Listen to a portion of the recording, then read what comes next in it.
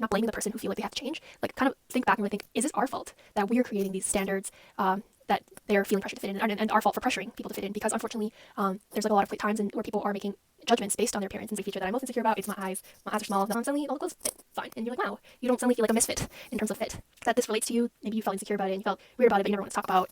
This is for you. Hey guys, my name is Shanna and I'm a Canadian medical student. On this channel I talk about medicine, getting into medicine, also some general growth lessons that I wish I knew when I was younger. If you are interested in more videos, check out my channel for some day in the life vlogs. A lot of stuff of me studying, doing research, also videos on tips for studying, being productive, research, as well as some interviews of my fellow classmates to show you some different journeys to get to medical school, to show you there's a lot of different ways to get to medical school and compare everyone's experiences. So I hope that my videos can give you some inspiration to chase your dreams and give you some study motivation. I was studying eating disorders yesterday and I felt inspired to create a video on body image positivity because growing up that was something I struggled with for a while, and I thought this would be a really nice thing to talk about because I think there's not that many resources. So I do want, hopefully this can help people struggling with just general wanting to be more confident in the way they look and the way they feel about their own body. So starting off with my own personal story of how I started feeling insecure about how I looked, and then I grew more confident. At university, I had a friend of mine tell me that my legs were chubby, that I needed a bigger butt, and that I should start wearing makeup. I don't blame this guy in particular. I think his words came from a societal message that women should look a certain way, that we're supposed to look slim but also curvy, and then that we should always be wearing heavy makeup in order to be beautiful. And when we see all these photoshopped images all the time, we start thinking that's what should be normal. This is what everyone should look like.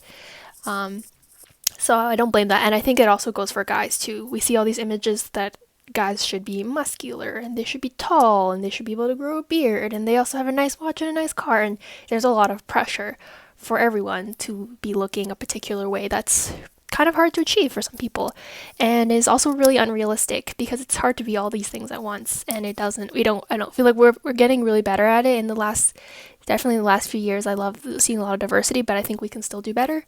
And I definitely think that, growing up right now with a lot more Instagram, more social media, it's a lot more challenging. For example, when I was in high school, I don't think Instagram was a thing. I didn't use Instagram until I was in second year of university. So there's a lot more ways to see these images that are filtered and photoshopped, and so it's pretty rough. So yeah, from then on, I was someone who was quite confident about my strength and my abilities, and so I started thinking, maybe I am chubby.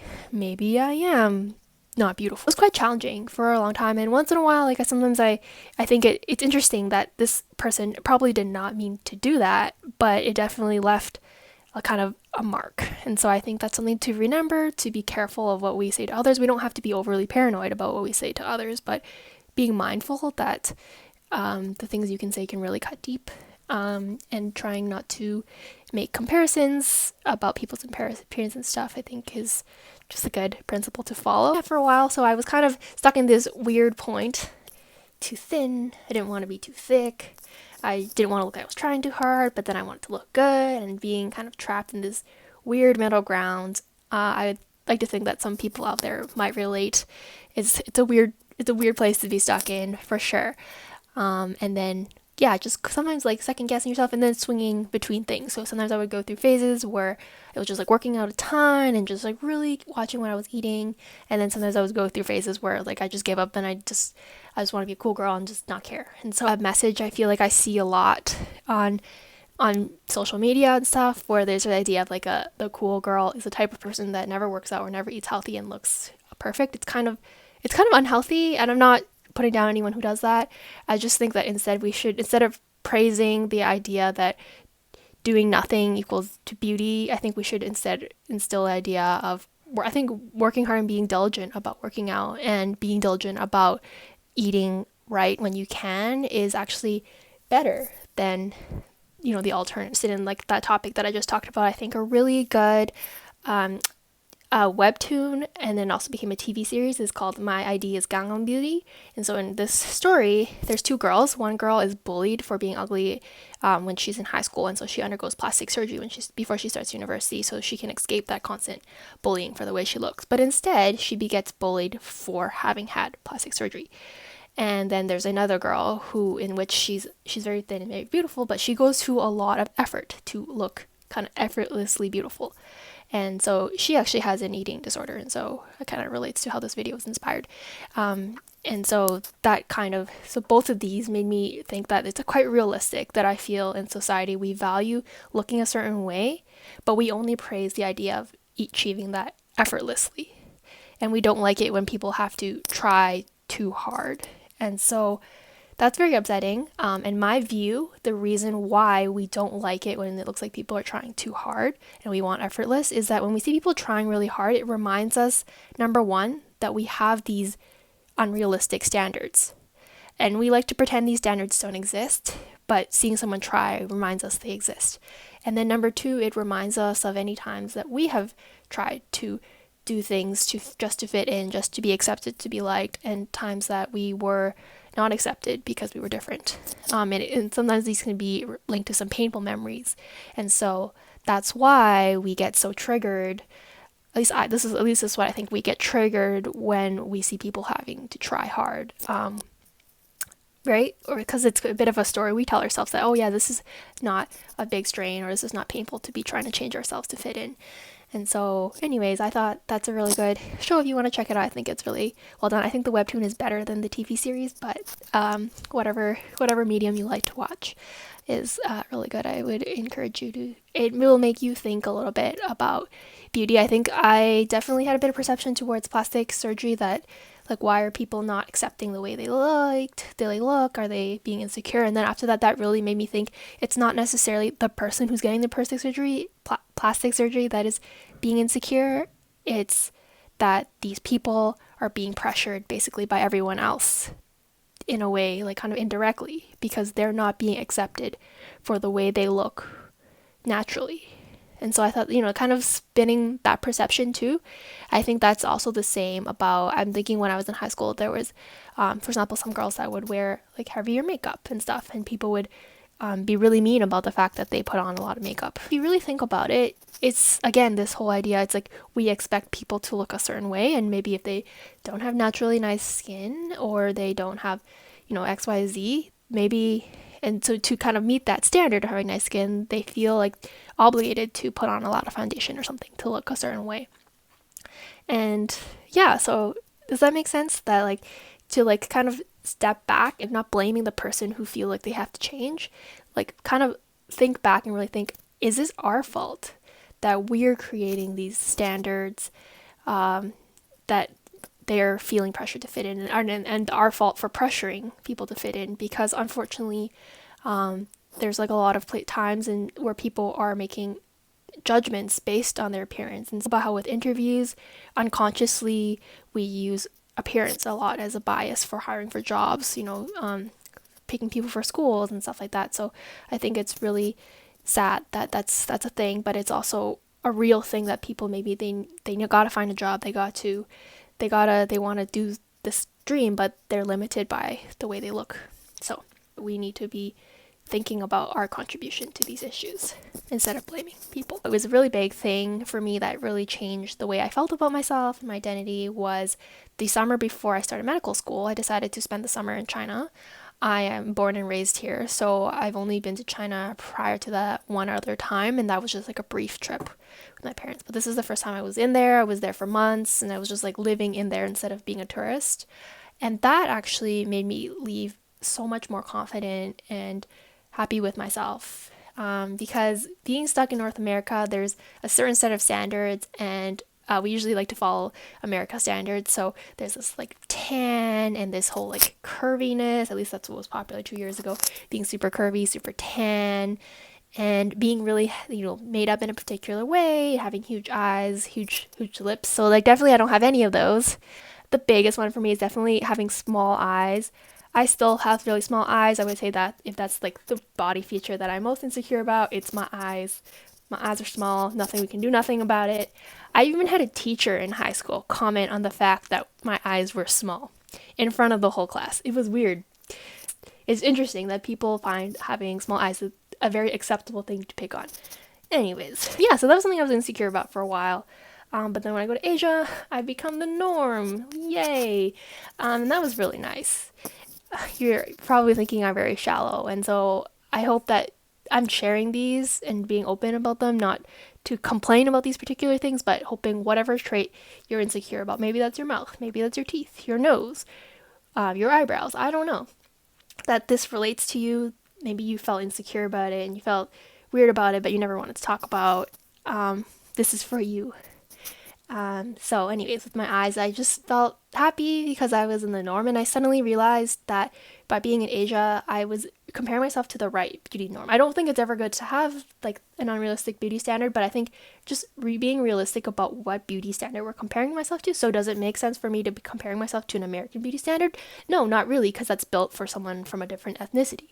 But comparing myself to an Asian beauty standard made more sense because that's what I am, right? So and suddenly realizing I felt more at peace, and also using that idea of comparing myself to the right standard, I would translate that over to other aspects of my life, just trying to be realistic about, for example, if I'm wondering why I'm so dumb compared to an upper year medical student, well, that's where they are in their life. That's how much experience they have. Just kind of remembering to use the right standard, not comparing myself to someone who's like over there and well, I'm here. Just same principle with beauty, same principle about just life and achievements.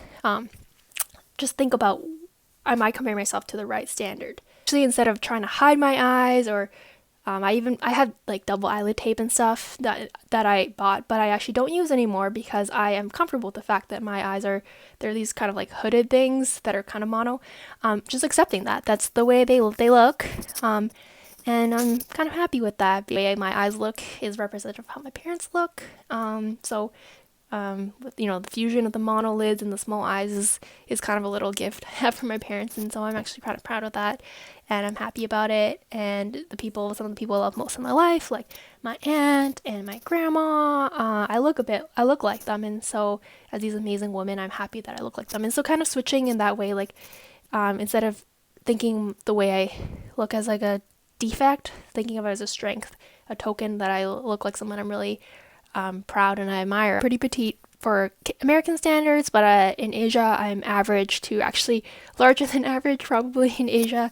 I just never could live up to the curvy look that's popular in North America. Finding clothes that fit is such a nightmare in North America. Does anyone else have that problem where you go to a store and you like find the cutest top and it fits like around the waist and everything, and then the V is just so deep. It's like you wonder what model they made this clothing for, because like you expect like an extra small to also have double D's. I don't know what they're thinking sometimes. And so that's just like super annoying because sometimes definitely for me finding shirts is kind of a struggle, and even sometimes the shoulders are way too wide. Again, I'm like, who's making these clothes? Are they just using, like the medium and then just cutting here and there instead of actually changing all the dimensions?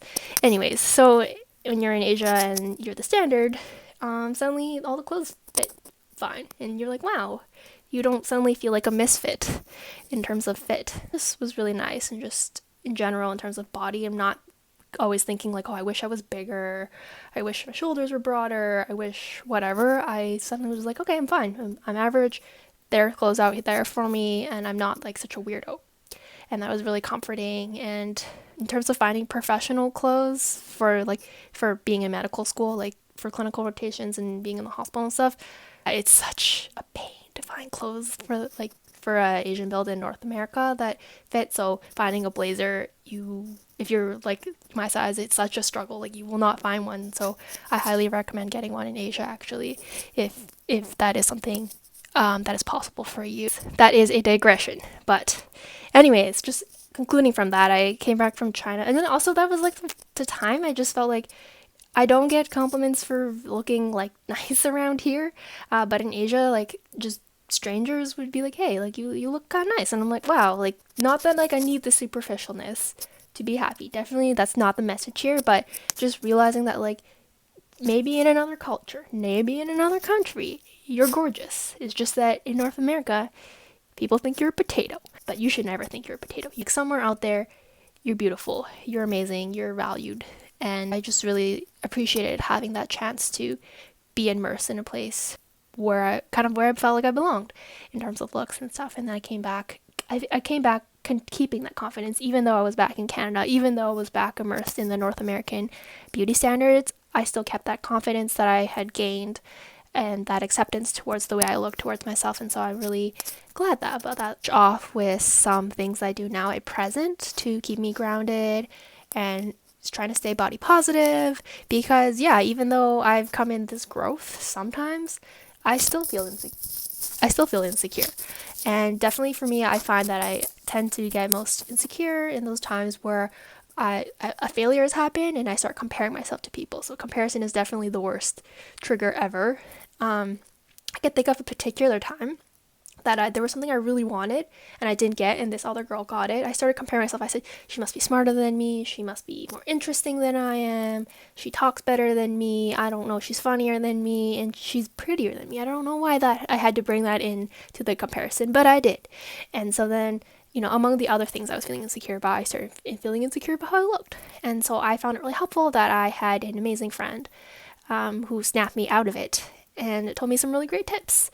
And so I think that tip number one is to surround yourself with people that are body positive and really secure in themselves, so that you can support each other in staying confident and lifting each other up. They're really important. I really thank this friend who is amazing and got all this confidence that I'm trying to emulate a lot. And so some of the points that she shared with me were, number one, there's no point in comparing myself to this other person. I don't know everything about them. So for example, some things that I think are really amazing about them, well, maybe they think they could be better. Maybe some of the things that they're weak in or something I'm strong in. I don't know, right? So like remembering not to just compare like my lowlights to their highlights, to just think of each person as a complete picture and realize that everyone is imperfect in some way. And remembering that, I guess, second off that, there's no point comparing. Instead, use that in a positive way. So if there's a trait that I like about someone, then try to strengthen that in myself. So for example, if they're really witty, then maybe try to be more humorous. If they're really good at talking, maybe I can work on my conversation skills. I don't know. Or, maybe they have a really good sense of style. If we want to go more superficial, then I can just work on my sense of style a little bit more. Just thinking in terms of how can I improve myself if I admire that trait in someone, instead of they have this and I'm hopeless and I can't change, because we can always change if we want to. Going off that though, we don't have to change. So maybe that opportunity is the right fit for this person, and there's another opportunity out there that is good for me. That goes for opportunities, that goes for relationships. If the person you like ends up liking someone else, you know what? There's someone else out there for you, I believe. Anyways, and then last of all, it's really awkward to tell your friends you're pretty, you're cute, and lift them up in compliments if that's not something you're used to. I definitely feel awkward sometimes with friends that I'm not used to doing that to. There's some friends that I am used to, and some friends that I am not. But try to give each other compliments what you deserve, right? Like if someone bought something new and they're wearing their hair in a new way, got a new haircut, give them that compliment that they deserve. Lift each other up as much as we can. I think it's such a good thing to do when in a time of people trying to bring each other down, especially like all these anonymous commenters on like social media and stuff, when you're like, who are you and why are you trying to make a comment about the way I look? With your people you love the most, lift them up if you can. And so they have some of that positivity. And then try to say nice things to yourself too. If you got that haircut, you're like, wow, I love the way I feel, I love how this makes me feel. And also give yourself those compliments if you can. So on the going off of surround yourself with good, positive friends, surround yourself with people and environments that value and celebrate character, celebrate achievements, celebrate good actions over things like appearance and material goods. Sounds really intuitive, but that's something that took me a while to do. I had some people in my life that all they cared about was looking a particular way, about owning particular things, and just stewing in negativity. And then you don't realize how fast that can infect you, because you're trying to, on one hand, you're trying to stay positive and think well of yourself, and then you're talking to someone who either brings you down. We all maybe not everyone, but some of you guys are like me, and you know that experience of having a friend who makes these really nasty comments about the way you look when were feeling really confident about yourself. And that is, that's really quick. It takes a big quick blow. Or even just, I find that if the other person is making really nasty comments to themselves and just being really self-conscious about appearance, I find that affects my mood too, and I start thinking about appearance more instead of being focused on other things, like just character or just other things, right? So just be careful about the people you're surrounding yourself and the environment, and be in a place where you're celebrated for other things, and celebrate these other things about other people too. So yeah, I guess for me, that medicine has been really incredible for my self-esteem in that way, because I used to always think of myself, a lot of my friends are very conventionally gorgeous, and I always felt like I was the kind of least attractive and nerdiest friend of my group. And I realized it's just like a story I'm telling myself. That's obviously not true. But for a while I was feeling insecure about being the nerdy one. And then once I was in med, I was part of a place where being nerdy and being really interested in studying and really being passionate about science was celebrated. And I was really happy about that.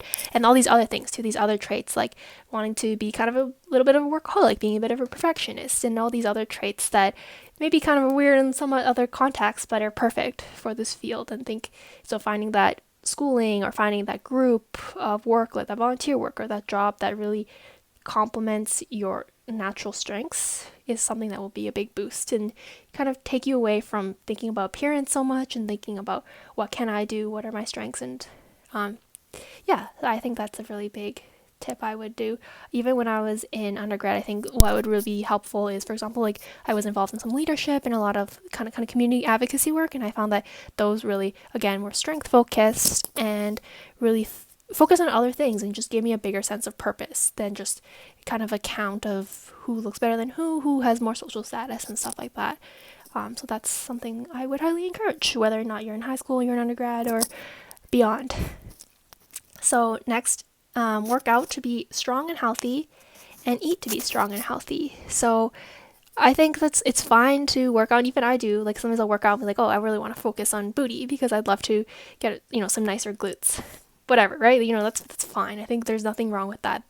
But instead of working out to punish yourself for, eating, saying like I had 2 Doritos and now I have to work an hour out to burn off the calories. I think trying to change that mindset if you can, and same with eating too. Instead of saying like I'm punishing myself by only eating a salad now because yesterday I indulged and had a burrito, right? So just changing that. And then if that's something you are, again, struggling with, you are overly punishing yourself with only clean eating or working out too much, I would definitely try to maybe see your family doctor and talk about it, because there are some eating disorders in which it's where you get overly obsessed with over exercising, or you're very overly into counting calories or only eating clean food. So, but yeah, for the average person, if you don't think you have an eating disorder, just trying to change the way you feel about working out and eating as a way just to give yourself energy, as a way to reward yourself, a way to relax instead of a way to punish yourself, if that makes sense. So again, this is not medical advice, but if you are struggling and wondering about, maybe you have some eating concerns, or you're not sure how to get started in terms of nutrition, and you just want to know how to eat better, you want to know how to work out safely, and that's something you never talked about and never knew about, definitely encourage you to see your family doctor and talk about proper nutrition. You might see like, what? Like, I didn't know you could see your doctor for this. I actually, when I'm in family practice, as a student, I spent a lot of visits, and a huge percentage of my visits, talking about working out, and eating well with patients. These are usually patients who have diabetes, and so their sugar controls are really important. But yeah, I definitely sit down and I make a personalized plan with them. I say like, what do you tell me? Tell me what do you eat for breakfast? Tell me what you eat for lunch. Do you have any snacks? What do you eat for dinner? And then we just walk through that, and then we talk about ways we can substitute that. So I'm not going to go in and tell everyone you need to eat salad. So I don't think you need to be afraid of that. You don't need to think that your physician is going to change the way you eat completely to a way that's going to make you unhappy. But we're talking about like small swaps. And so I work a lot with the Chinese population, and that is the way I eat too. And so a lot of them talk about how they cannot give up rice. Rice is so important to them, they don't want to be eating salads. That's to talk about healthy swaps. And so, swapping the rice for brown rice and then reducing the amount of rice. So instead of having 3 bowls of rice, maybe you just have 1. So just like going really personal too. So for example, I just, there was this lady, she was always hungry by 2 o'clock. And so with diabetes, you get some like dysregulation with your sugars. And so sometimes you get your sugars too high, sometimes they're too low, and you probably were kind of regulating that. And so with that, I was like, okay, like what are you eating for breakfast? And she was only eating simple carbs, which get burned up really quickly. And so we talked about some different easy protein ideas, like adding an egg, adding, this and that, so that she would be full all the way until it's time, or moving up and adjusting the time of her meal, her lunch meal or whatever, so that she was, or we can, working, not as a medical student, but working with a physician, maybe moving the times of meds and stuff, to make everything work out well, so that she was getting optimal nutrition levels and stuff. And then also things like, as like just proper nutrition as a teenage girl. Many teenage girls that have periods and stuff, some of them can get iron deficient. Not everyone, but a few that are predisposed may get iron deficient, and that's something that your physician can investigate and put you on some supplements for and boost some of your energy up. Things like that. And then also working out. So you think like your family physician is not someone you think about in terms of who you would go to in terms of learning how to work out. Definitely if you have the resources to access a personal trainer, or you're part of PE, fitness classes and stuff, use those. But if, for example, a family physician could be someone that you could talk to as an extra resource if you want. So sometimes I work with diabetic patients on that. They say like, I don't really know how to work out at this time. It's raining and it just, I don't know. I don't like to go to gym. I don't like to lift weights. I don't like to run. What do I do? And then so I talk about like there's like that perception that working out is only running, or it's only like lifting huge weights at the gym. And we talk about other alternatives and combining ways that they enjoy. So maybe they've always loved gardening and stuff, and like, okay, stuff like raking leaves and stuff counts totally as exercise and stuff, and then they feel more encouraged and stuff. And or like ideas for indoor workouts. So like going the example of the rain. The gentleman, he liked to go for walks, but it was super rainy, and because of COVID, he wasn't leaving the house for, fear of exposures. And so we talked about what does he have inside his house, and then we came up with this idea together that he has all these stairs, and he can just like walk up these stairs together with his wife. It's like super cute. And then I had some idea. I said, I really want them to do, instead of just only cardio, so get some muscles going. So I said, when you're watching the TV, you're going to fill up some water bottles, and then you're just going to lift them. You're going to lift them and build some strength. And then it's super easy and kind of mindless. And if you do it long enough, you're going to build some strength. And then next time they come back, they'll revamp the plan and kind of make it more intense and just like work their way up. And so, yeah, I think your medical professional is a really great resource to get your exercise. Thank you guys all for watching this video. Hopefully sharing my story about how some of the struggles that I had about feeling insecure about the way I looked, and then how that evolved, and some of the things I do now to stay positive about it is going to help someone out there. I'd love to hear any stories similar if you're open to sharing, or if anyone has any good resources to share with people. Feel free to comment them below. Thanks so much for watching. This was my channel. If you want to check out anything else, feel free to check out my channel, more things about medicine, more things about self-growth and stuff, and then also let me know if you like this kind of video and you want to see more. So thanks so much for watching. Bye guys.